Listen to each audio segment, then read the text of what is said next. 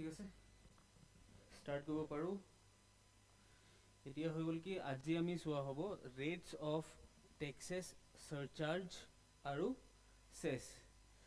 Last ক্লাছত আমি determine কৰি ল'লোঁ কি কাৰ ওপৰত টেক্স লাগিব লাগে কোন কোন পাৰ্চেণ্টছ হ'ব সেইখিনি আমি ডিটাৰমাইন কৰি ল'লোঁ তাৰপিছত তোমালোকক আজি আমি চাব লাগে কি টেক্সেছৰ ৰেটছ কিমান হ'ব আৰু চাৰ্চাৰ্জ কি হ'ব আৰু চেছ কি লাগিব তো ৰেট অফ টেক্সটো ক'ত ডিফাইন কৰা আছে বুলি কোৱা হৈছিল আমাক ক'ত থাকে আৰু ইনকাম টেক্সৰ এক্টত আছে নে ফাইনেন্স এক্টত থাকে নে চাৰ্কুলাৰ্ছত থাকে নে নটিফিকেশ্যনত ক'ত আহে ফাইনেন্স এক্টত আহে সেইটো যোনটো এভৰি ইয়াৰ কি হৈ থাকে এইটো চেঞ্জ হৈ থাকে তো ইয়াক আমি চাবৰ কাৰণে আমি ক'লৈ যাব লাগে এইটো হৈ গ'ল তোমালোকৰ কাৰণে এড্ৰেছটো হৈ গ'ল ঠিক আছে ইয়াত তোমালোকৰ কাৰণে কি দিয়া আছে ৰেটছ অফ লাষ্ট প্ৰিচিডিং 10 yearsৰ টেক্স ৰেট দিয়া আছে as amended by finance act 2025 দিয়া আছে বুকত তোমালোকে নটিচ কৰিবা কি তোমালোকৰ বুকত যিমানখিনি সামছ আছে বা প্ৰব্লেমছ দিয়া আছে বা কুৱেশ্যন আনচাৰ যিমানখিনিও আহিছে কুৱেশ্যন পেপাৰ যদি তোমালোকে এনালাইজ কৰা তেতিয়াহ'লে তোমালোকে গম পাবা যে কি আমাৰ ইয়াত যোনটো চিলেবাছটো এতিয়া চলি আছে ইণ্টাৰত তাত অকল বেচিকলি আমাক এমফেচাইজ কৰিব লাগে ইণ্ডিভিজুৱেলছ বা HUF বা সৰু সুৰা পাৰ্টনাৰশ্বিপ ফাৰ্মলৈ আমি AOP BOI চাব নালাগে বা এটা দুটা চাম সৰুকৈ অকল চাবৰ কাৰণে আমি কৰিব লাগে তাৰ ভিতৰত সোমাই আমি এক্সটেনচিভলি পঢ়িব নালাগে ইয়াত কোম্পানীজ আমাৰ কাৰণে নেচেচিটি নহয় কোঅপাৰেটিভ নেচেচিটি নহয় ইণ্টাৰমিডিয়েটত অকল আমাক এই ফাৰ্ষ্ট যোনটো বেচিক্স লাগে বেচিক্স আমাক জানিবৰ কাৰণে লাগে ঠিক আছে তো ষ্টাৰ্টিঙৰ পৰাই আমি বেচিক্সৰ পাই যাওঁ এতিয়া কি হৈ গ'ল কি income tax rate for individual and HUF কোৱা আছে মানে বাকী পাৰ্চনছক কি কৰা হৈছে বেলেগ বেলেগ ৰখা হৈছে individual and HUFs R club together মানে কি হৈ গ'ল দুয়োটাৰ ৰেট কি হ'ব সেম হ'ব HUFকো আমি কেনেকৈ ট্ৰিট কৰিম এজ এন ইণ্ডিভিজুৱেল হিচাপে ট্ৰিট কৰা হ'ব ঠিক আছে ফাৰ্মছ ইনক্লুডিং LLPs সেইটো অলৰেডি ডিছকাছ কৰা হৈ গৈছিলে কি LLPsবোৰ ফাৰ্মছৰ লগতে আহিব তো ফাৰ্মছৰ যিটো ৰেট লাগিব সেইটো ইয়াত লাগিব AOP BOI AGP বেলেগ ৰেট হৈ গ'ল কোম্পানীজৰ কাৰণে বেলেগ ৰেট কোঅপাৰেটিভৰ কাৰণে বেলেগ ৰেট আমাক কি চাব আছিলে এতিয়া HUF আৰু ইণ্ডিভিজুৱেলছ এতিয়া ফাৰ্ষ্টত হৈ গ'ল কি আগত এছেছমেণ্ট ইয়াৰ 16-17 17-18 18-19 to 20-21 আছিলে বেলেগ বেলেগ ৰেট তোমালোকে যদি চোৱা ইয়াত চোৱা ঠিক আছে ইয়াত কি আছিল আগত ফাৰ্ষ্ট 2.5 লকে একো টেক্স লগা নাছিল মানে কি হৈ গ'ল কি ফাৰ্ষ্টৰ ষ্টাৰ্টিঙৰ পৰা যদি তুমি কি কৰিলা 0ৰ পৰা আৰ্ণ কৰি আছা কি মই ফাৰ্ষ্টত 1 টকাৰ পৰা আৰ্ণ কৰিম তাৰপিছত নেক্সট 2-3 এনেকৈ গৈ থাকিম তো আনটিল এণ্ড আনলেছ তুমি 2.5 lakhs আৰ্ণ কৰা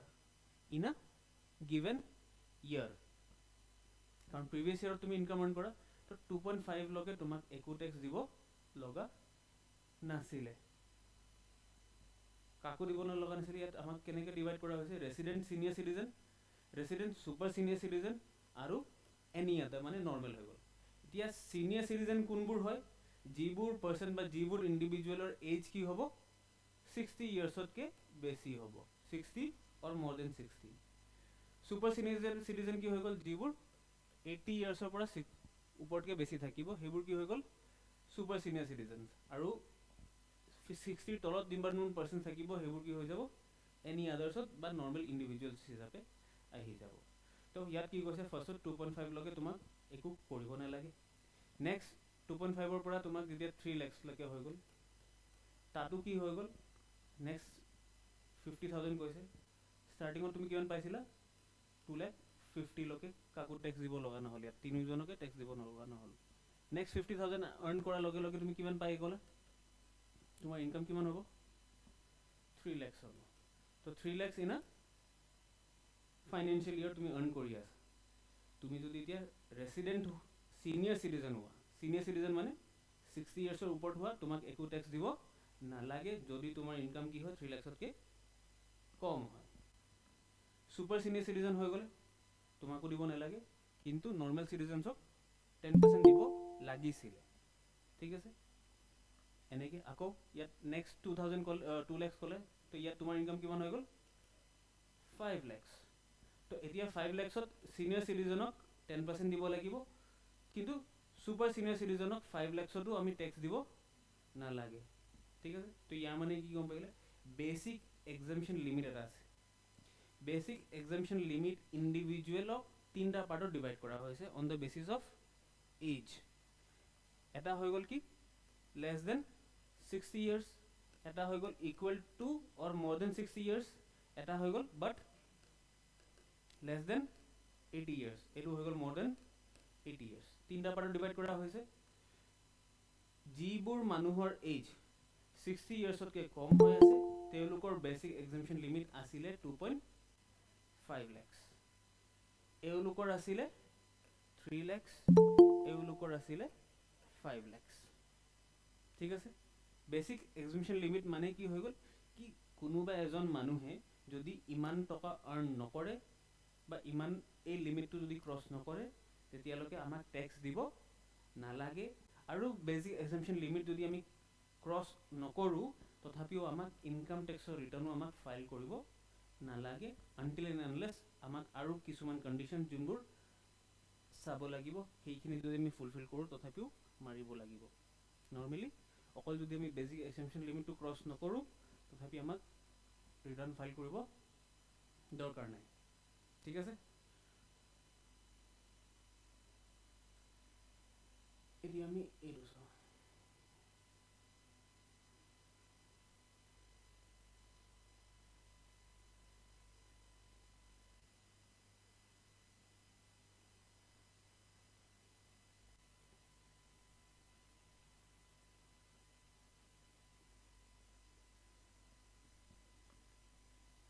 ঠিক আছে, আমি এছেছমেণ্ট ইয়াৰ কোনটো চাব লাগিব এতিয়া 25, 26, 26, 27 আমি নাচাওঁ এতিয়া।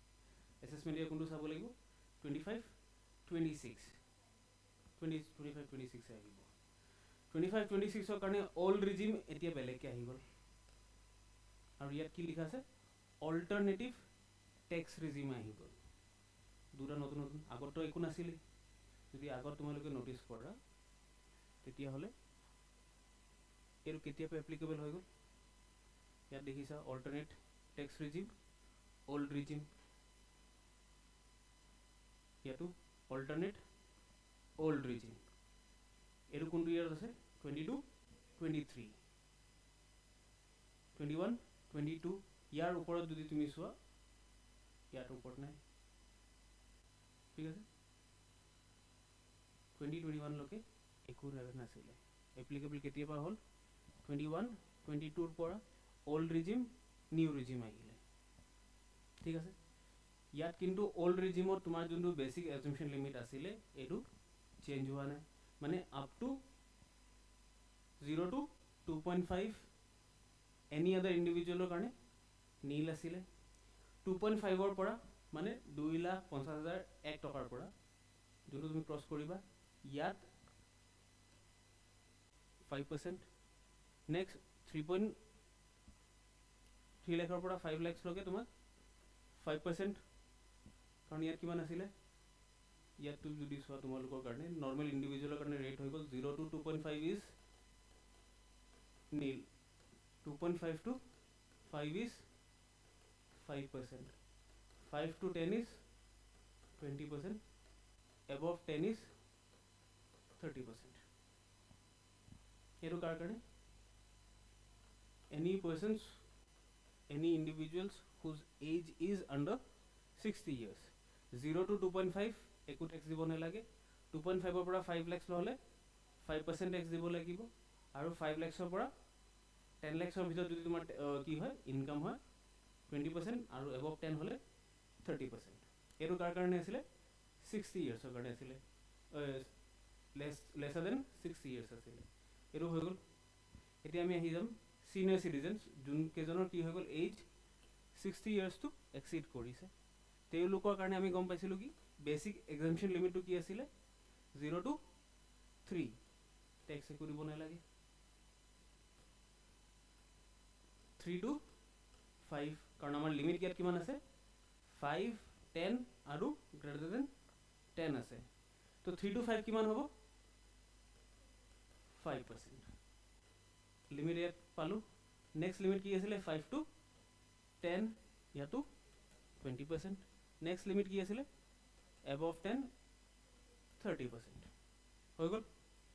এতিয়া আমি আকৌ চাম সিনিয়ৰ সিটিজেন্সৰ কাৰণে ইয়াৰ আমি কি গম পাইছিলোঁ কি 0 to 5 নীল তো এই বক্সটো আমাৰ কি হৈ যাব নীল ইয়াত কিমান আহিব 5 to 10 10ত এতিয়া আকৌ 5% নাহে কাৰণ তোমাৰ কাৰণে বেলেগ স্পেশাল ট্ৰিটমেন্ট নহব স্লেব সেম থাকিব সবৰ কাৰণে তো ইয়াত 20 আছিলে তো ইয়াত ডাইৰেক্ট 20 আৰু above 10 হলে 30% ঠিক আছে হৈ যাব এই সিস্টেমটো কি বুলি কোৱা হৈছিলে ওল্ড ৰিজিম পুৰণা সিস্টেমত আছিলে এই ৰিজিমটো যদি কোনোবা এজন মানুহে চুজ কৰে তেওঁ কি পায় ডিডাকশনস পায় কিহৰ কাৰণে ডিডাকশনস পায় কি আমি যদি কবাত ইনভেষ্টমেন্ট এটা কৰিছো LIC ত লগাইছো বা সেভিংস স্কিমৰ পৰা পইচা পাই আছো বা আমাৰ FD আছে বা আমাৰ কি আছে NSC লগাইছো ঠিক আছে এইবোৰ বস্তু কৰিছো বা আমাৰ HRA আছে বা আমি লিভ ট্ৰেভেল এলাউন্স পাই আছো এইখিনিৰ ওপৰত আমি ডিডাকশনস ল'ব পাৰিছিলো ডিডাকশনস কেতিয়া পাও যেতিয়া আমি এইবোৰৰ ওপৰত পইচাখিনি অকমান ইনভেষ্ট কৰো বা খৰচ কৰো তেতিয়া গৈ ওল্ড ৰিজিমত ইয়াৰ ডিডাকশনস পাইছিল নিউ ৰিজিম অহাৰ লগে লগে গভৰ্ণমেণ্টে ক'লে কি তোমালোকে এইবোৰৰ ওপৰত একো ডিডাকশনস নোপোৱা কিন্তু ডিডাকশন নোপোৱাৰ কাৰণে মই তোমালোকক কি কৰি দিম তোমালোকৰ যোনটো বেসিক গ্ৰেজুৱেচন লিমিট আছিলে বা তোমালোকৰ যোনটো আগৰ ৰেটটো আছিলে হেতু আমি কমাই দিম ঠিক আছে কেনেকৈ কমালে হেতু আমি এবাৰ চাম ওল্ড ৰিজিম সোৱা আৰু persons who are under the age of 60 years 0 to 2.5 nil 2.5 to 5 5 to 10 আৰু above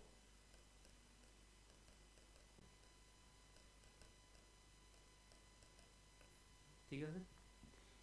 নিউ আকৌ কি ডিফাৰেন্স আহি গল কি ইয়াত আমি ডিডাকশনস পাই আছিল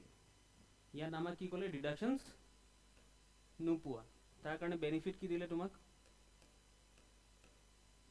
বেসিক এক্সাম্পশন লিমিট কি ৰাখিলে সেমে ৰাখিলে চেঞ্জ হল 0 to 2.5 ইয়াত কি লিখা আছে নীল তো ইয়াতো আমাৰ 0 to 2.5 to নীল ৰাখিলে ঠিক আছে 2.5 ৰ পৰা 5 কি কৰিলে 5% ইয়াত একো চেঞ্জ হল নাই হোৱা বেনিফিট পাইছো আছো আমি এতিয়ালৈকে নাই পোৱা মোৰ পুৰণা ৰিজিমতো মই যদি 5 লাখৰ আন্ডাৰত আৰ্ন কৰো মোক 5% লাগি আছে ইয়াতো মোক 5% লাগি আছে বেনিফিট একো নাই হোৱা তাৰ পিছত এতিয়া নতুন স্ল্যাব বনাই দিলে কি 5 ৰ পৰা 7.5 কৰি দিলে ইয়াত কি কৰিলে 10% দি দিলে আগত তোমাৰ 10% আছিলে নাই আগত যদি তুমি কি কৰি আছিলা যদি তুমি ইয়াত কি কৰা 7.5 আৰ্ন কৰি আছিলা তেতিয়া হলে তোমাক কিমান দিব লাগিছিলে 20% এতিয়া কিমান দি আছা 10% তো তোমাৰ 10% ৰ ডিডাকশন এটা বাছি গল তো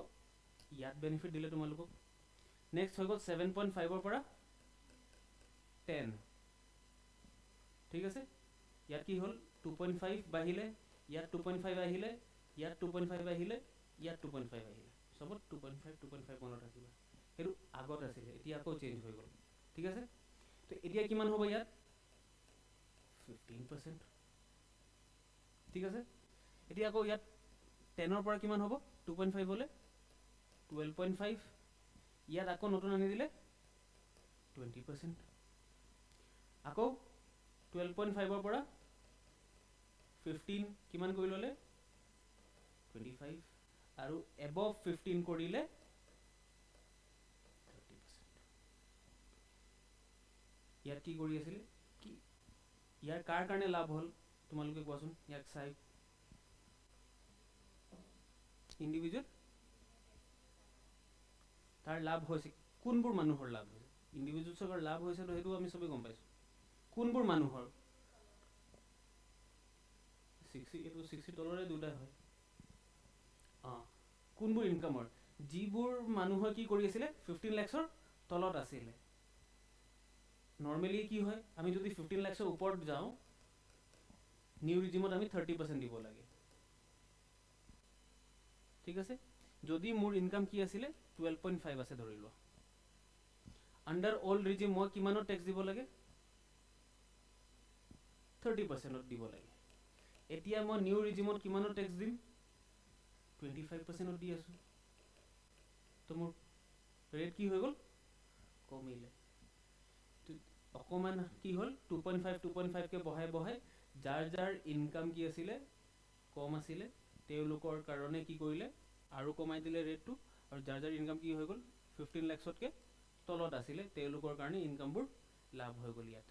নহ'লে নৰ্মেলি কি আছিলে 10 লাখৰ ওপৰখিনি 30% লাগি আছিলে ইয়াত কি কৰিলে 15 লাখৰ ওপৰখিনি লগাই দিলে 30% তো ইয়াত তোমাৰ ওপৰত কিমান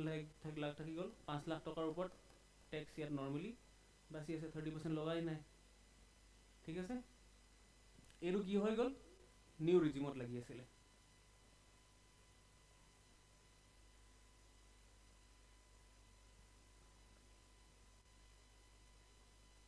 এতিয়া তোমালোকৰ আৰু এটা বস্তু চাব লাগে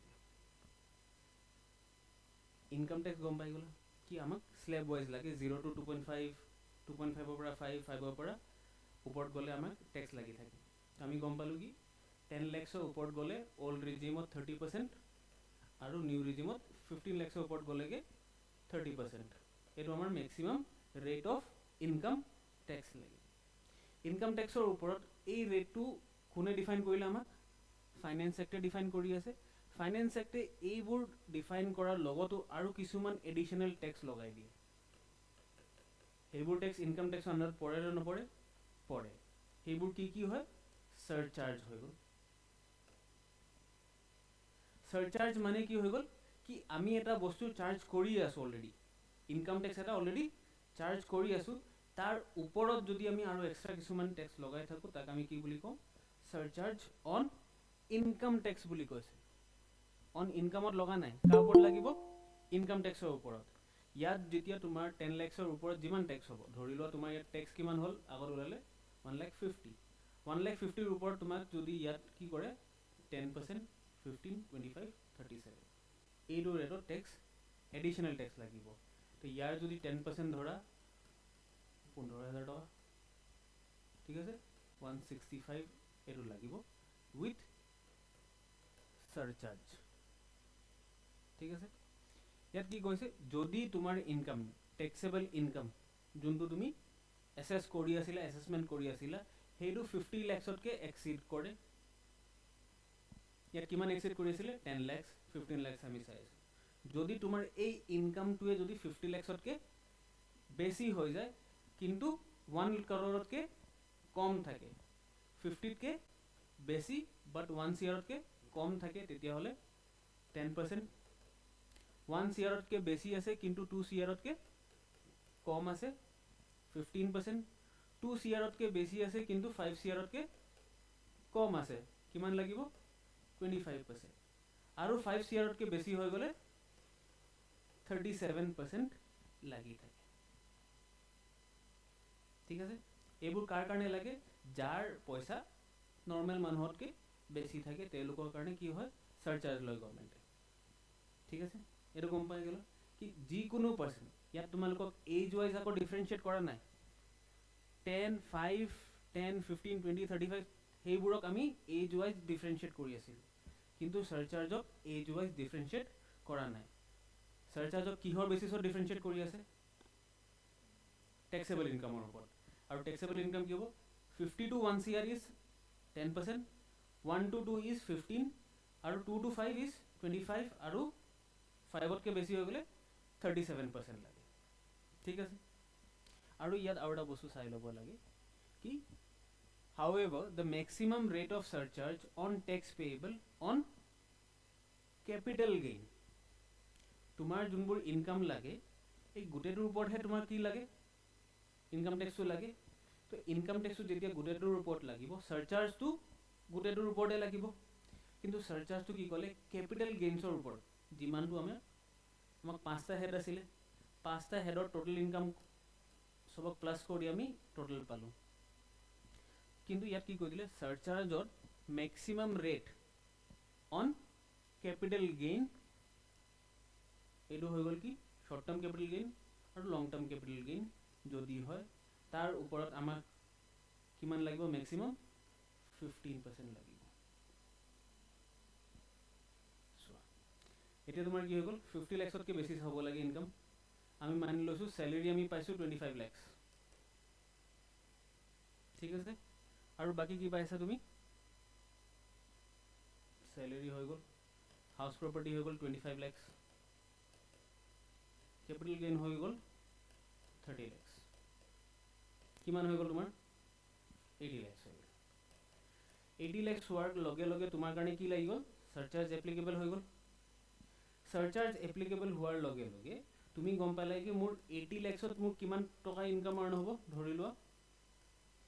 50 30 ন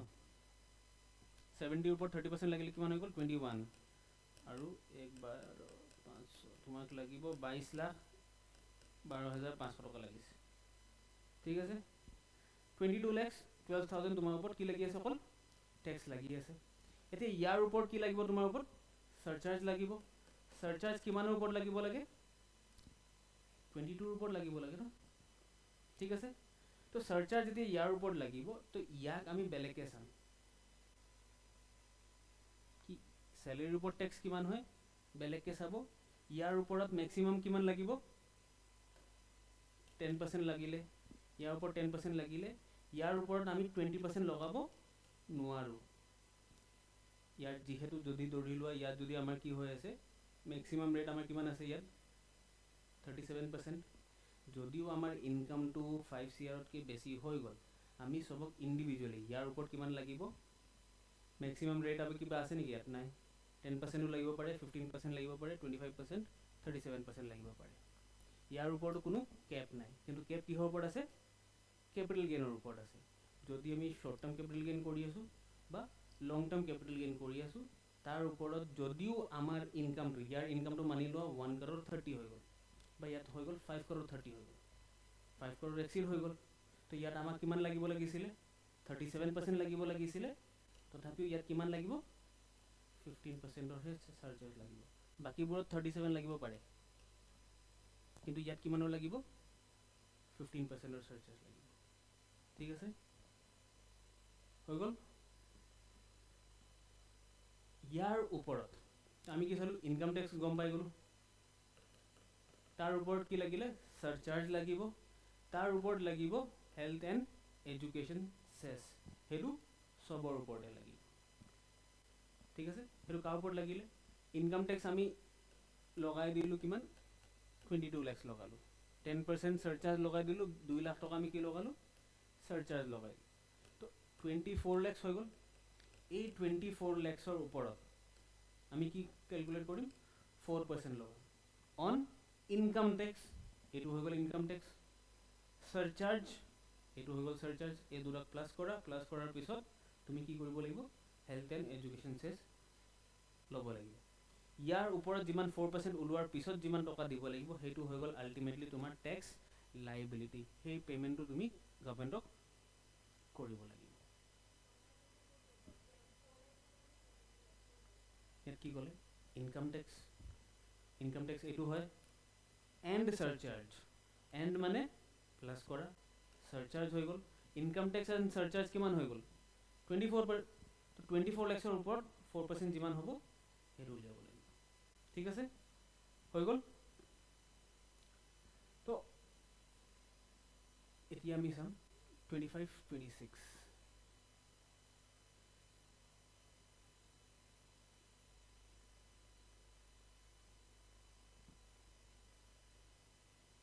তো এতিয়া তোমাৰ কি হৈ গ'ল নৰ্মেল যোনটো আমাৰ ডিফল্ট ট্যাক্স ৰেজিমটো আছিল ওল্ডটো এতিয়া ডিফল্ট হৈ থকা নাই আগত তোমাৰ 22 23 এসেসমেন্ট ইয়াৰত হেতু ডিফল্ট আছিল ডিফল্ট মানে কি হৈ গ'ল যদি তোমালোকে ইনকাম ট্যাক্স ৰিটাৰ্ণ ফাইল কৰিব গৈ আছা বা তোমালোকে একো গমেই নোপোৱা যেতিয়া তুমি ইনকাম ট্যাক্স ৰিটাৰ্ণটো ফাইল কৰিব যাবা তো তোমাক অল্ড ৰিজিমতে গভৰ্ণমেণ্টে কি কৰিব টেক্সটো ফাইল লগাই দিব তো এতিয়া কিন্তু গভৰ্ণমেণ্টে কি কৰিলে কি ডিফল্ট যোনটো টেক্স ৰিজিম হ'ব ডিফল্ট টেক্সেশ্যন চিষ্টেমটো তোমালোকক এইটো চিষ্টেমত ধৰিব মানে এইটো কি হৈ গ'ল নিউ টেক্স ৰিজিম হৈ গ'ল ঠিক আছে এইটো ডিফল্ট নহয় এইটো কেন বি অপটেড লিখা আছে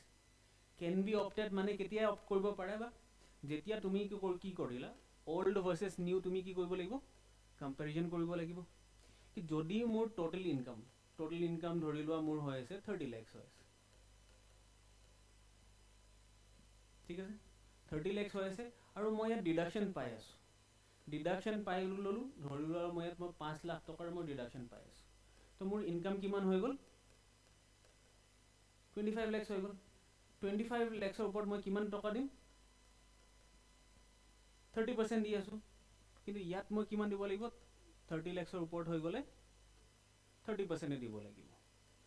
তো 25 lakhৰ ওপৰত 30% দিয়াটো মোৰ কাৰণে ভাল হয় নে 30 lakhsৰ ওপৰত 30% দিয়াটো মোৰ কাৰণে ভাল হয় তো এইটো মই চুজ কৰিম তেতিয়া তো এই কম্পেৰিজনটো কৰাৰ পিছত যোনটো বেনিফিচিয়েল হয় সেইটো তোমাৰ ওপৰত চুজ কৰিব পাৰা সেইটো তোমাৰ ওপৰত এতিয়া কি আছে অপশ্যন এতিয়াও আছে কিন্তু নৰ্মেলি তোমাক কি কৰিব গভৰ্ণমেণ্টে ইয়াৰ ওপৰতহে টেক্সেশ্যন লগাই দিব তো সেইটো তুমি নিজে বেনিফিটটো কেলকুলেট কৰি নিজে চুজ কৰিব লাগিব ঠিক আছে ইয়াত একো ইছ্যু আছে নে নাই এইটো এবাৰ চাই লোৱা এইটো বুজোতে বা ইয়াতে কিবা চেঞ্জেছ হৈছে নেকি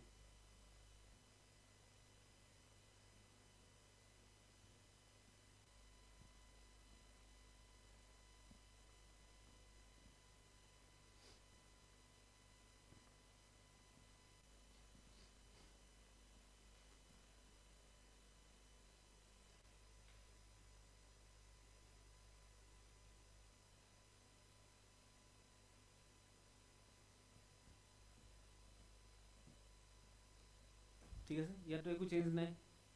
সেমই আছে তো ইয়াত কি হৈ গ'ল ডিফল্ট ৰিজিমত কি হৈ গ'ল নিউ টেক্সেশ্যন ৰিজিমত কি হৈ গ'ল 0 to 3 একো টেক্স দিব নালাগে তো তোমাৰ কাৰণে এক্সামশন লিমিট কি হৈ গ'ল নিউ টেক্স ৰিজিমত 3 lakhs অল্ড টেক্সেশ্যন ৰিজিমত কি আছে 2.5 তো 3 lakhs লকে তোমালোকক একো টেক্স দিব নালাগে 3 to 7 আহি গ'লা 3 to 7 ত কিমান দিব লাগিব 5% 7 ৰ পৰা 10 কিমান দিব লাগিব 10% 10 to 12 কিমান দিব লাগিব 15 12 to 15 কিমান দিব লাগিব 20 আৰু above 15 হৈ গ'লে কিমান দিব লাগিব 30 ইয়াৰ আগৰটো তোমালোকে 25 পাইছিলা নে নাই পোৱা পাইছিলা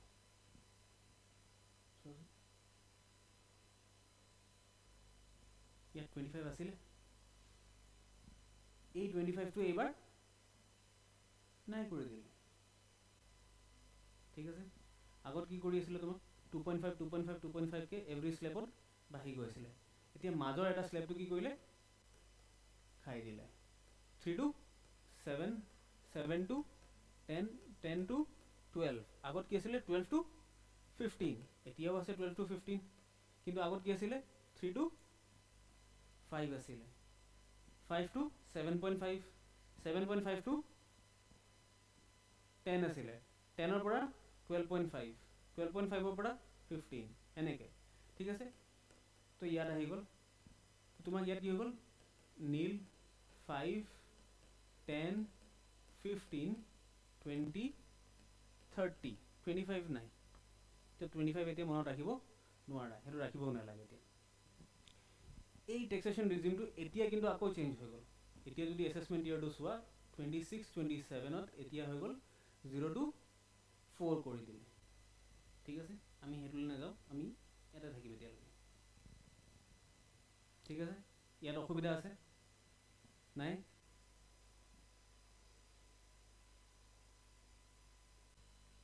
শেষ হৈ গ'ল ঠিক আছে ইয়াত কি ক'লে চাৰ্চাৰ্জ চেঞ্জ হৈছে নে নাই হোৱা 50 to 1 CR 10% আছে 1 CR to 2 CR 15% আছে 2 to 5 25 আৰু above 5 37 ঠিক আছে এতিয়া ইয়াত আৰু এটা বস্তু এড হৈ গ'ল এইটো পঢ়া এইটো পঢ়ি কি বুজি পোৱা মোক এইটো কোৱা এইটোতো গম পোৱাই ডিভিডেণ্ড এণ্ড কেপিটেল গেইন আমি আগত চাই ল'লোঁ নতুনকৈ এই লাইনটো এড হ'ল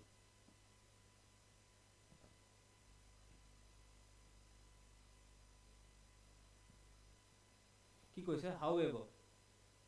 the maximum rate of surcharge যোনটো 37 হয় সেইটো কাৰ কাৰণে এপ্লিকেবল নহ'ব যিকোনো টেক্স পেয়াৰ যদি সেইজনে 115 BAC অপ্ট কৰে 115 BAC কি হয় নিউ টেক্স ৰিজিম হয় যদি আমি কোনোবা এজনে নিউ টেক্স ৰিজিম এটা চুজ কৰি আছে আৰু তেওঁ কি কৰিলে 115 BAC হৈ গ'ল তো 115 BAC মানে কি হৈ গ'ল তুমি যদি নিউ টেক্স ৰিজিম চুজ কৰি আছা তেতিয়াহ'লে তোমাক মেক্সিমাম ৰেট অফ চাৰ্চাৰ্জ কিমান লাগিব 25% লাগিব আৰু 15% সবৰ কাৰণে সেইটো সেমে আছে ডিভিডেণ্ড ইনকাম আৰু কেপিটেল গেইনৰ ওপৰত মেক্সিমাম চাৰ্চাৰ্জেছ 15% তাতকৈ বেছি লাগিব নোৱাৰে হেল্থ এণ্ড এডুকেশ্যন চেছ সবৰ কাৰণে সেমে হৈ আছে তো এতিয়া শেষ হৈ গ'ল আৰু আমাৰ নাই ঠিক আছে এইটো মনত থাকিব এতিয়া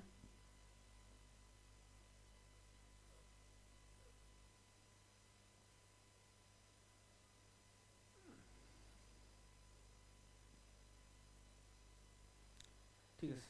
বুকৰ ফাৰ্ষ্ট সাম এটা চোৱাচোন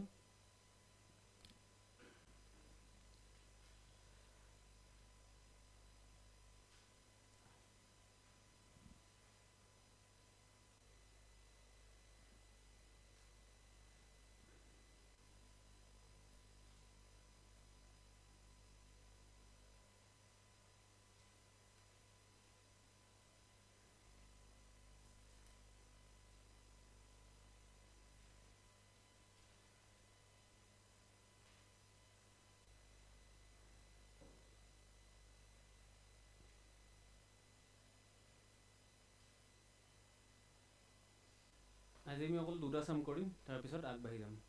ঠিক আছে এইটো চোৱা বুকত যদি নাই চোৱা এতিয়া চাবা এইটো কোন হৈ গ'ল মিষ্টাৰ গগৈ আছে ইণ্ডিভিজুৱেল হয় অসুবিধা নাই এজ কিমান হৈ গ'ল 52 নেচেচিটি হয় নে নহয় আমাৰ কাৰণে এইটো জনা নেচেচিটি হয় আৰু টোটেল ইনকাম কিমান হৈ গ'ল 55 ফাইনেন্সিয়েল ইয়াৰটো তোমালোকে নতুন বছৰটো ৰাখি লোৱা 24-25 ৰাখি লোৱা আৰু তোমালোকক এছেছমেণ্টৰ কোনটো চালা তোমালোকে 25-26 চালা প্ৰিভিয়াছ ইয়াৰ কি হ'ব লাগিব 24-25 হ'ব লাগিব তো ইয়াক তোমালোকে ধৰি লোৱা প্ৰিভিয়াছ ইয়াৰ ইজ 24-25 তো এছেছমেণ্ট ইয়াৰ কোনটো হ'ব 25-26 ঠিক আছে এতিয়া যদি তোমালোকে গম পাই গ'লা এইটো বস্তু তো তোমালোকক প্ৰথমত তোমালোকে অল্ড টেক্স ৰিজিমত কৰা কাৰণ অল্ড টেক্স ৰিজিম কৰিলে মোৰ এইটো ভেৰিফিকেশ্যন কৰিবলৈ ইজি হ'ব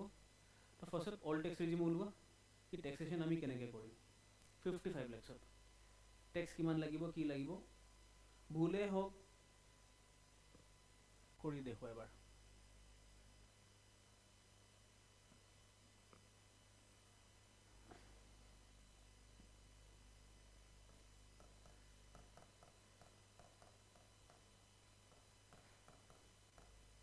Zero to 2.5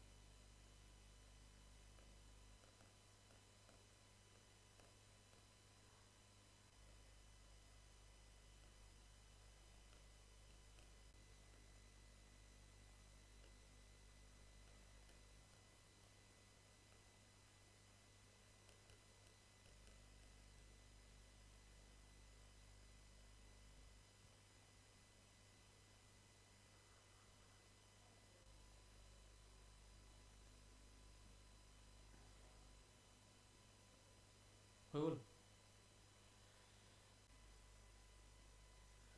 হা হা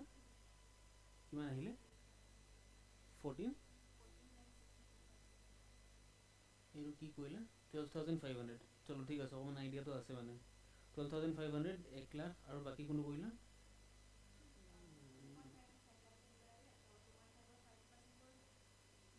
হুম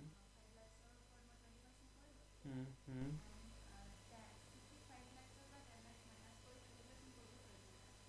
ঠিক আছে কিমান ওলালে 1462 500 তো ভুল ক'ত হ'ল ঠিক আছে ঠিক আছে এতিয়া ওলোৱা বাকি সাৰচাৰ্জ কি আছিলে 52 1 CR 10% 1 CR to 2 CR 15 above 2 5 25%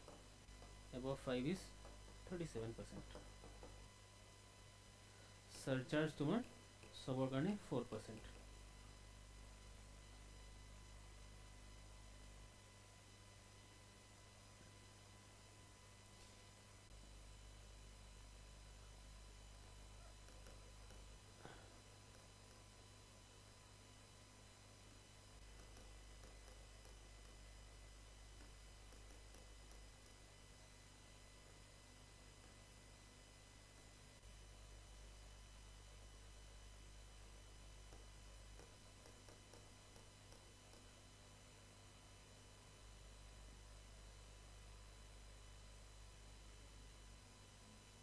कुछ समझ में नहीं आ रहा एकदम नहीं आ रहा ठीक कहाँ से आपको समझाने से सही रहेगा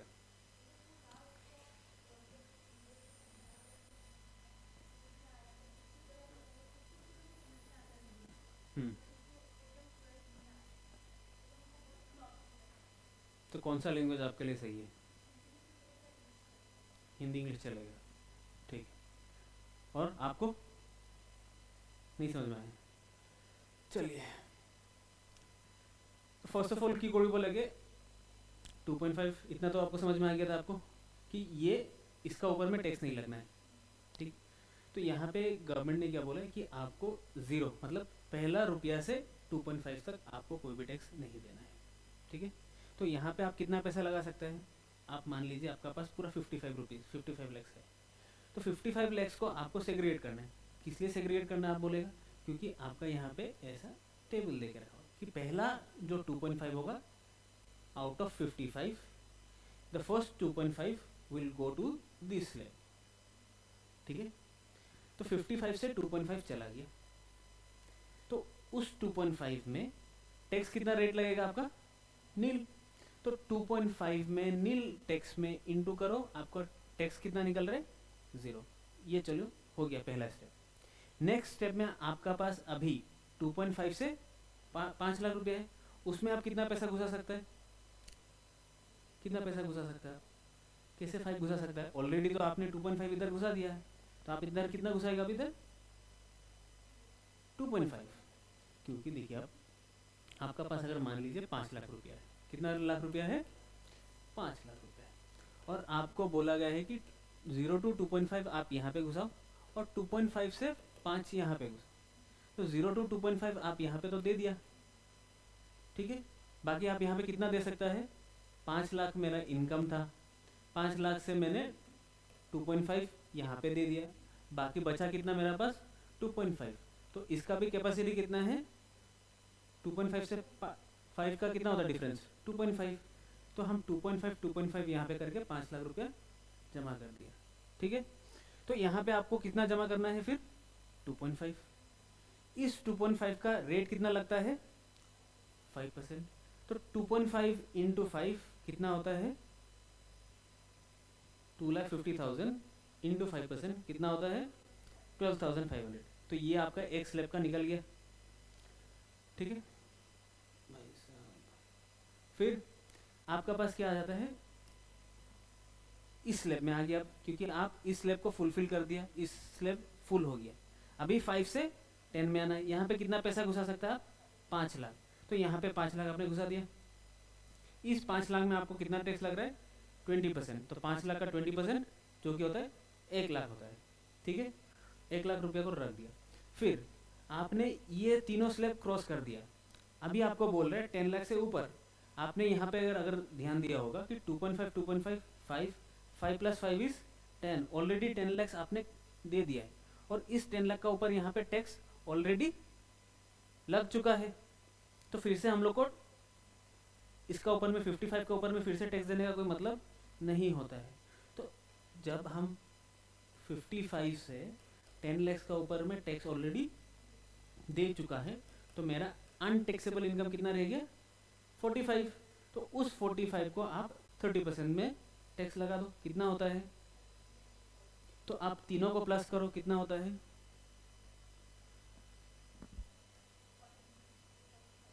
ठीक है, समझ में निकल गया अभी। तो आप लोगों को इजी कैसे करना है वो हम जैसे मैडम ने किया है, ठीक है। तो आपको क्या करना है, आपको पता चलेगा कि ये मेरा 55 लाख का इनकम है और मेरा हाईएस्ट रेट ऑफ टैक्स कितना है 30%। मुझे पता है कि मुझे 30% में टैक्स देना है, ठीक है। तो हम क्या करेगा, पहले 55 में से 10 लाख को हटा देगा, मेरे पास कितना रहेगा 45। 45 लाख में 30% टैक्स लगा दो, कितना निकल रहा था आपका 13,50,000 ये निकल रहा है। और ये सब में तो सेम ही रहेगा, क्योंकि इसमें तो 5 लाख का ऊपर में ही लगना है, इसमें भी 2.5 का ऊपर ही लगना है। तो आपको इनका रेट तो सेम ही है, ये तो चेंज होने वाला नहीं है, क्योंकि चेंज होगा तो यहाँ पे अगर आपका टोटल इनकम 43 हुआ तो यहाँ पे 43 होना पड़ेगा, जो भी चेंज होगा यहाँ पे चेंज होगा, ये सब चीज़ तो सेम ही रहेगा। तो 1,12,500 बोलता है इसको हम लोग, कैसा आ गया 12,000 पहला वाला स्लैब का, और फर्स्ट वाला स्लैब का नील, सेकंड स्लैब में 12,500, थर्ड स्लैब में आपका 1 लाख आ गया। तो टोटल करने से 1,12,500, 1,12,500, तो 2 5 6 14 62 500, ठीक है, समझ में आ गया आपको इतना, ठीक है। अगर आप लोग को ये समझ में आ गया 1462 500, फिर हम लोग सरचार्ज में था। सरचार्ज में मेरा 10% क्यों लगा, because my total income is exceeding 50 lakhs but greater than 1 CR, तब मेरा क्या होगा 10% लगेगा। 10 15 25 37 था, तो मुझे कितना लगना है 10%। 10% किसका ऊपर लगेगा, ऑन द इनकम टैक्स, ठीक है। तो ये किसका ऊपर लगा 1462, जो आपने टैक्स स्लैब वाइज कैलकुलेट कर लिया है, उसका बाद में आपको 10% लगा, वो यहाँ पे आ गया। इन दोनों को निकालने का बाद आपको क्या मिल रहा है, अभी सरचार्ज लगना बाकी है। तो सरचार्ज तो लग गया, आपको क्या लगना है अभी बाकी, हेल्थ एंड एजुकेशन सेस। तो इसका ऊपर में 16,08,750 प्लस 4% मारिए, तो आपका ये आना चाहिए, ठीक है। तो ये हो गया क्या आपका टोटल टैक्स लायबिलिटी। और ये जो टैक्स लायबिलिटी होता है उसको गवर्नमेंट क्या करता है, लास्ट में राउंड ऑफ कर देता है। राउंड ऑफ कैसे करता है, अगर आपका टैक्स लायबिलिटी मान लीजिए 1673,104 हुआ है, तो उसको 1673,100 में ला देगा। अगर वो 5 से ज़्यादा हो गया, 5 या 5 से ज़्यादा हो गया, तो उसको राउंड अप करेगा, ठीक है। वो नियरेस्ट टेंस, नियरेस्ट वंस ब नियरेस्ट हंड्रेड्स में कन्वर्ट कर लेता है। तो वो आप लोगों को बाद में देखना है, ये नेसेसिटी नहीं है, लेकिन बाकी आप लोगों को मेंटेन करना है। ये समझ में आ गया आप लोग को, ठीक है। सेम, आपको अलग नहीं है, क्योंकि सब कुछ तो सेम ही है,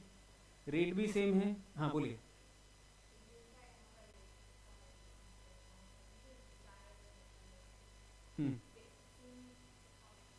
सेम फॉर्मेट है, कुछ अलग नहीं है।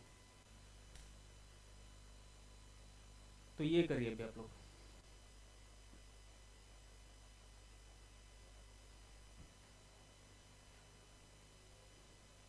वन करोड़ 41,50,000,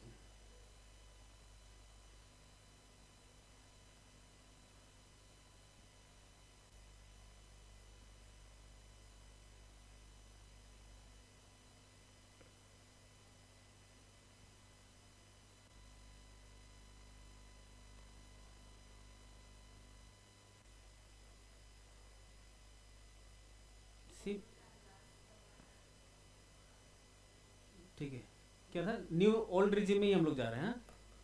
ये ख़त्म होने के बाद में हम लोग फिर से न्यू रिजिम में आएगा। ये क्या है आपका 0 to 2.5। आपको कौन सा जानना था, कौन सा लास्ट वाला?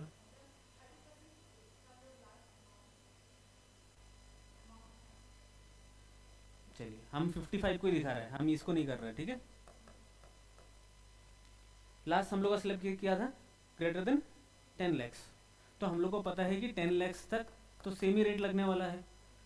वो तो चेंज होने वाला नहीं है, तो 45 रह गया था। तो 45 का ऊपर में हम लोग ने 30% लगा दिया जो निकल गया, और उसका बाद में 1,12,500 1,12,500 कहाँ पे आया, वो जो 10 लाख रुपया रह गया था उसका ऊपर में 1,12,500। इसका ऊपर में आपको कितना निकलना चाहिए 1345 ने 50 13,50,000। तो इन दोनों को प्लस करिए, निकल गया सेम चीज़। हाँ बोलिए 40 57,500। भाई साहब बोलिए, आपका बोलिए, निकल रहा है नहीं निकल रहा है, प्रॉब्लम हो रहा है, कहाँ पे प्रॉब्लम हो रहा है? 40 57,500 निकल गया, समझ में आ गया। बोलिए आपका बोलिए।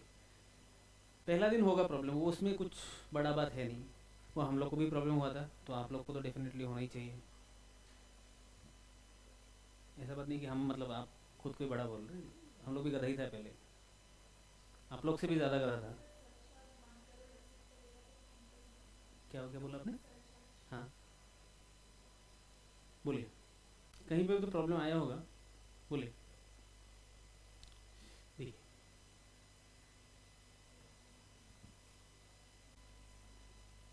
फिर से एक बार समझा रहा आप लोगों को, ठीक है। जहाँ पे भी समझ में नहीं आए बोल दीजिए आप। ये 55 है और मेरा स्लैब क्या है, उसको हम 4 पार्ट में डिवाइड कर सकते हैं। किस लिए डिवाइड कर रहा है वो भी हम देखेगा। 0 to 2.5, 2.5 से 5 to 10 और मोर देन 10, ठीक है। तो 55 लैक्स में से आपको 2.5 लाख यहाँ पे दे दिया आपने। यहाँ पे आप कितना पैसा लगा सकते हैं 0 से 2.5, कितना पैसा लगा सकता है, कितना पैसा लगा सकता है 2.5। इसका लिमिट कितना है 2.5 है, तो हम इधर पे 2,50,000 रुपये लगा दिया। इस 2,50,000 में क्या कितना पैसा लगा सकते हैं, 5 लाख तो लगा नहीं सकते, क्योंकि यहाँ पे 2.5 तक है। 2.5 से 5 कितना पैसा हो सकता है आपका 2.5, तो यहाँ पे भी हम कितना पैसा लगाएगा 2.5। लेकिन आपको ये चीज़ भी याद रखना है कि मेरा यहाँ पे पैसा बचना चाहिए। अगर आपका पास 7 लाख रुपये, कितना लाख रुपये है 7 लाख रुपये, तो आप क्या कैसे करेगा, यहाँ पे 2.5 तो पहले दे दिया,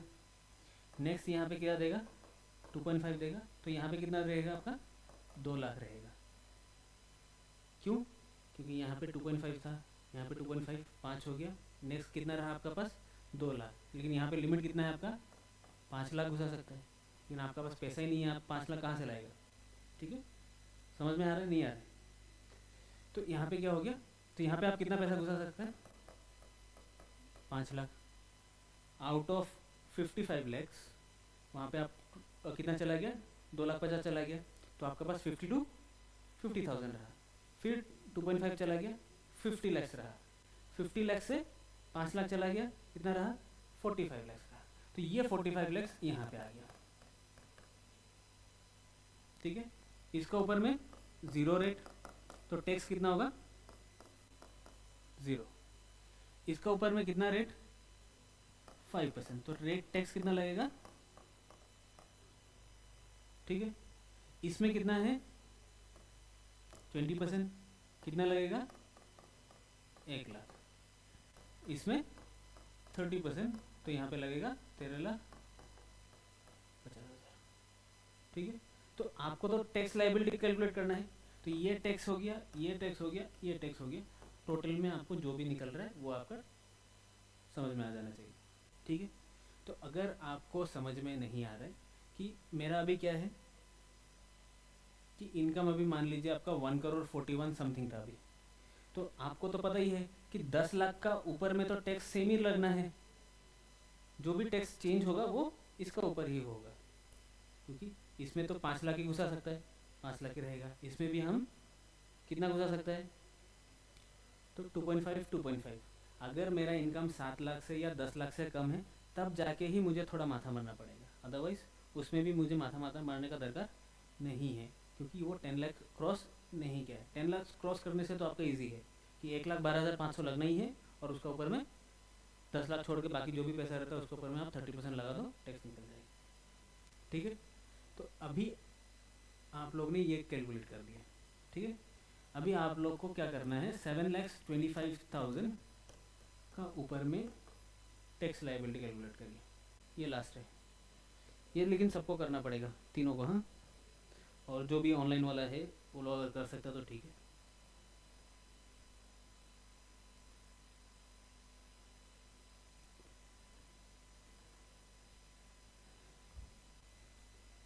$7,25,000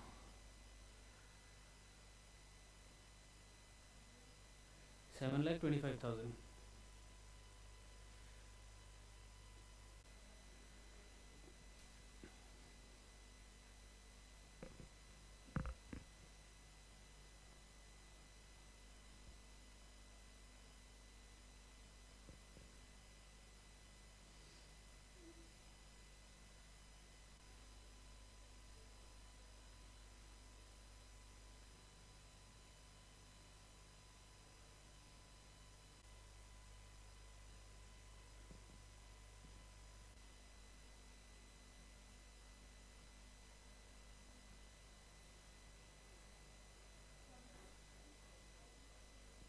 1,62,000।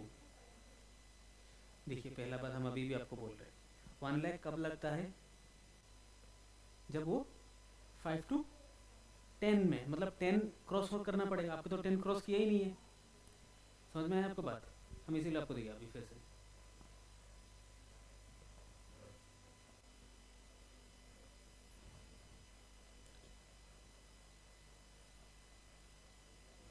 आपको उसका नेक्स्ट वाला स्लेब को पकड़ना है। जैसे अभी पकड़ लीजिए, आपका कितना था, 725 था। ठीक है, 725 पहले आपको ये डिक्टेट करना है कि कौन सा स्लेब में गिरा है। 0 को 2.5 में नहीं गिरेगा, 2.5 to 5 में नहीं गिरेगा, 5 to 10 में होगा। ठीक है, इसमें हो रहा है। लेकिन उसका आगे वाला स्लेब कौन सा है कि ये दोनों तो चेंज नहीं होने वाला है, तो आपको क्या रह गया, आपका कहाँ पे रहा है,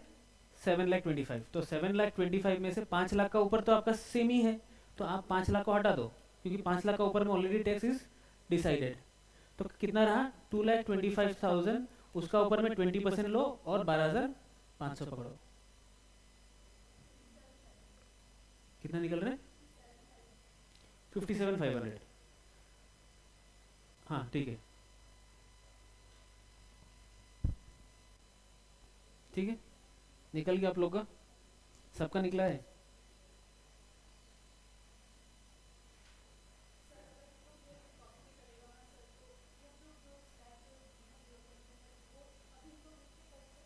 अभी लिख के कर सकता है, लेकिन आप लोग को जब टेबल बनाएगा एग्जाम में, जब लोग लिखेगा आप लोग, तब आप लोग को बनाना नहीं है।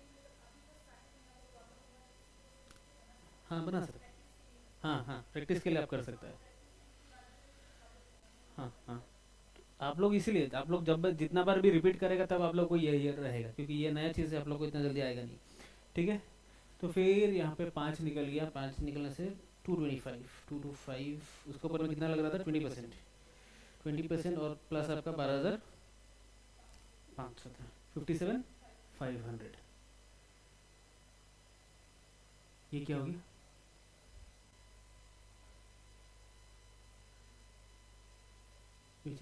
ये क्या निकल रहा है आप लोग का,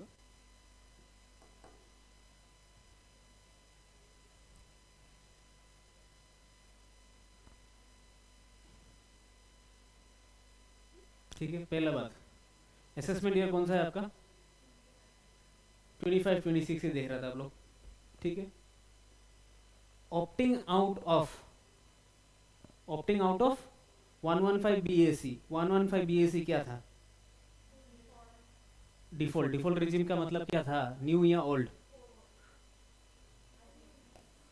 डिफॉल्ट इज न्यू, तो आप अगर न्यू से ऑप्ट नहीं किया है तो आप कौन सा रिजिम में है। हाँ, अभी वो इसीलिए आपको ट्रिक कर रहा है, न्यू से आप ऑप्ट नहीं किया है, ऑप्ट आउट नहीं किया है, आपको ये चीज नहीं पढ़ना है। ये क्या पढ़ना है, इसका जगह में आपको क्या पढ़ना है, न्यू रिजीम, ये पढ़ना नहीं है। Whether opting out of tax new tax regime, are you opting out from new tax regime और not? The sum you have calculated, the tax liability that you have calculated right now, whether it was in new regime or old regime, 0 to 2.5, 2.5 to 5, वो कौन सा है आपका, वो old पुराना चलते आ रहा है, इसीलिए हम आपको पुराना स्टोरी से चला के आ रहा था, क्योंकि वो पुराना है। तो आपका क्या है, न्यू है। अरे यार फिर से यार आप लोग, क्या है, ओल्ड होगा वो होगा, इसीलिए हम बोल रहे हैं वो क्या है, ओल्ड में है। तो आपने यहाँ पे आंसर क्या है, whether have you opted out of new tax regime, new tax regime से आपने निकल गया है या नहीं निकला है, नहीं निकला है। आप तो नहीं निकला है या नहीं निकला है, निकला है या नहीं निकला है। आपको डिफॉल्ट में क्या मिलता है, कौन सा ऑप्शन चूज मिलता है आपको चूज करने के लिए, न्यू टैक्स रिजीम, ठीक है, ये न्यू टैक्स रिजीम को, और आपने कैलकुलेशन किस में किया है, ओल्ड में। तो आपने कौन सा ऑप्शन चूज किया है, ओल्ड। यहाँ पे क्वेश्चन क्या कर रहा है, आप न्यू टैक्स रिजीम से निकल के ओल्ड टैक्स रिजीम में गया है या नहीं गया है, गया है। तो यहाँ पे क्या होना पड़ेगा, यस, नो तो नहीं हो सकता, क्योंकि न्यू टैक्स रिजीम से बाहर निकल गया है, बाहर निकला है, निकला है, श्योर है, कंफर्म है, तो यस हो गया। 57,500 समझ में आया, ठीक है। अगर अभी हम ये चेंज कर देते हैं, ओल्ड रिजिम में आप लोगों को अभी लिख लेना है, ओल्ड रिजिम में आप लोगों को कितना टैक्स लायबिलिटी निकल रहा है, 57,500। तो सरचार्ज लगेगा, नहीं लगेगा, क्यों नहीं लगेगा, 50 लाख से कम है। तो ये लगेगा कि नहीं, हेल्थ एंड एजुकेशन सेस लगेगा, तो उसको ऊपर में लगाओ, टोटल निकालो, बस ये, ठीक है। ये करने के बाद फिर हम लोग आएंगे, फिर इसी में आएंगे, ठीक है, ठीक है, हो गया पिनारू जी, हो गया। तो अभी आपको क्या करना है, न्यू रिजिम में आना है। न्यू रिजिम में क्या था, चलिए स्लैब लिख लीजिए आप लोग, अगर आप लोग को ये नहीं पता है तो ये पहले लिख लीजिए।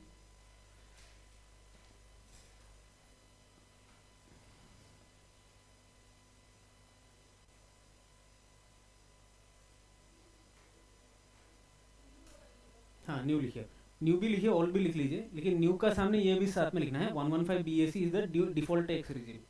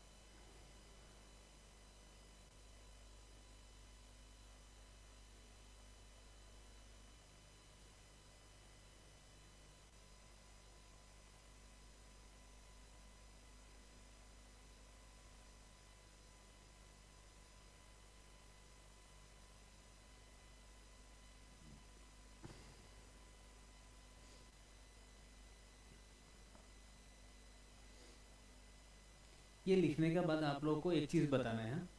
रेट का डिफरेंस तो हमको पता है, न्यू टैक्स रिजिम में ये डिफ़ॉल्ट है, ये ओल्ड है, इसका रेट अलग है, इनकम का स्लैब भी अलग है, रेट भी इधर पे अलग अलग हुआ है। और इस 3 चीज़ 4-5 चीज़ का अलावा में और डिफरेंस क्या है यहाँ पे, वो चीज़ एक बार हमको बताना है।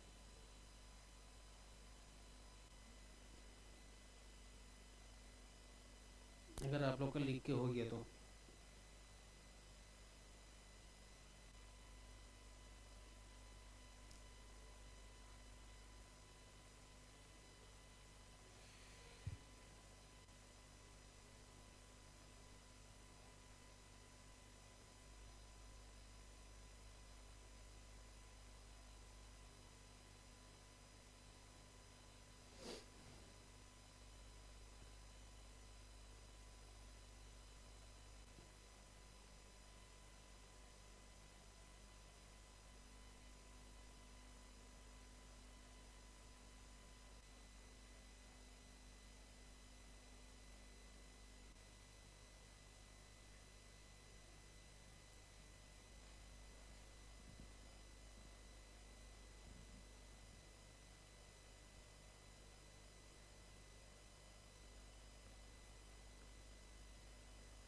ठीक है, तो आप लोग यहाँ पे न्यू रिजिम में भी आ जाइए। 725 था, 725 में on the basis of this difference बाद में आप लोग वो घर पे देख के आइए। अभी हमको करके देना है 725 में tax liability under new tax regime कितना होगा, difference between old tax regime and new tax regime, वो घर पे करना है। अभी आपको 725 में under new tax regime how much will be your tax liability. 725 same income that you have calculated earlier, but now you have to go for new tax regime.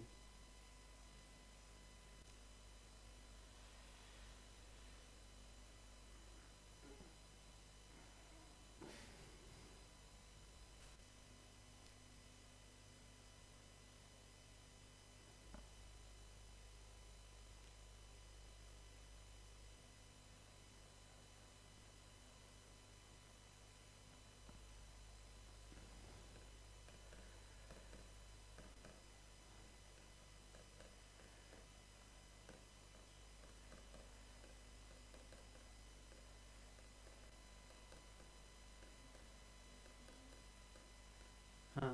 कितना निकला होगा? 17,000 नहीं निकला है, कहाँ गलती हुआ है वो एक बार देखिए।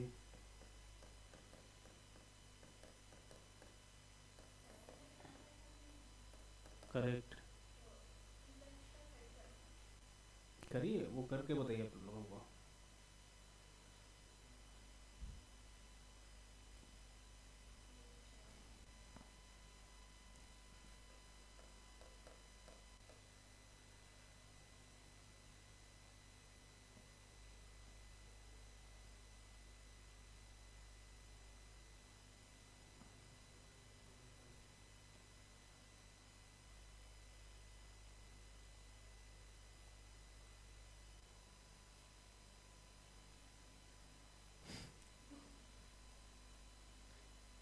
आपका ज़्यादा कैसे हो रहा है?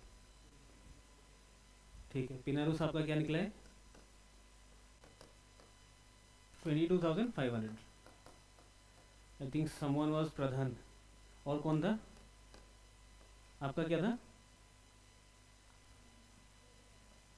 निकालिए।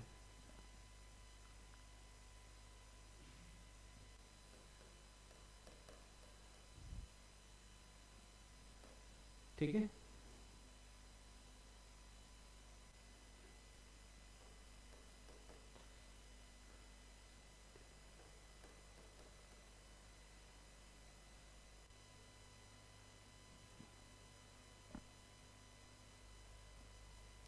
हो गया, करिए।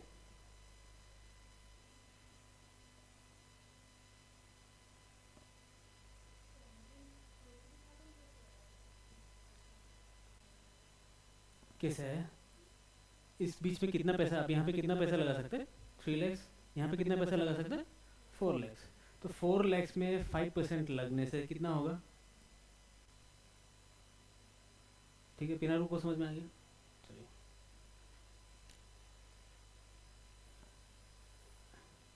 देखिए आप लोगों का 7.25 था, तो ये स्लैब तो फिक्स ही रहेगा, तो मतलब 20,000 तो फिक्स है।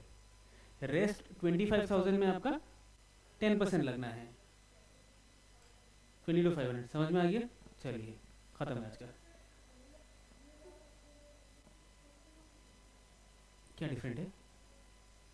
किस चीज़ में आपको डिफरेंट?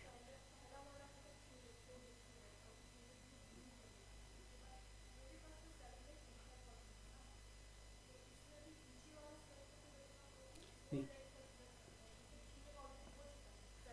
3 लाख भी हो गया, 7 लैक्स भी तो हो गया आपका। आपका पैसा कितना है? 7,25,000। तो इसका तो 7 लाख का इतना तक तो आपका फिक्स ही है। आप कहाँ पे पड़ रहा है? 25,000 यहाँ पे आपका, 3 लाख यहाँ पे चला गया, 4 लाख यहाँ पे चला गया, बचा कितना? 25,000। तो 25,000 में आपको 10% लगाना है। यहाँ पे कितना लग रहा है? 4 लाख रहने से 30% लगता है, आपका तो 4 लाख बचा नहीं था, 25,000 था। तो 25,000 में आपको कितना निकलता है? 25,000 इंटू 10% निकालो, ये तो फिक्स ही है, ये भी फिक्स है, सब कुछ सेम ही है। और 2-3 बार करो आप लोग, तो आपको क्या करना है? 7,25,000 करके आया है, हो गया। 55 लैक्स आपने किया था अभी, 55 लैक्स का भी ओल्ड रिजिम न्यू रिजिम दोनों करना है। और फिर आपको 1,41 CR कुछ एक था, उसका भी हम दिखा दे रहे हैं कितना वैल्यू था, दोनों का आपको क्या करना है, इसका भी 1,41,50,000, उसका भी न्यू क्या बोलते हैं न्यू रिजिम और टैक्स ओल्ड रिजिम दोनों करना है, हो जाएगा 55 लैक्स। ठीक है, चलिए।